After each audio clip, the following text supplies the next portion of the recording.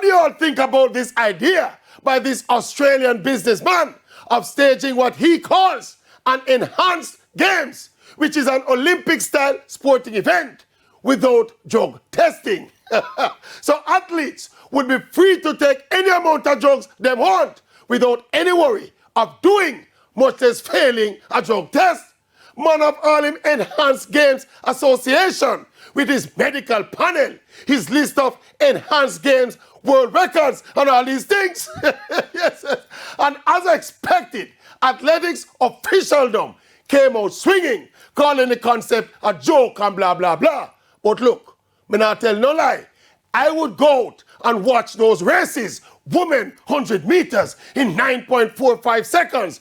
Men's 100 meters, 8.7 seconds. And I think most of the people we are loudly condemning this idea, them would be glued to their television sets watching every single enhanced event. I put it even further. Every single Jack and Jill in the world of sport would get caught up in this spectacle.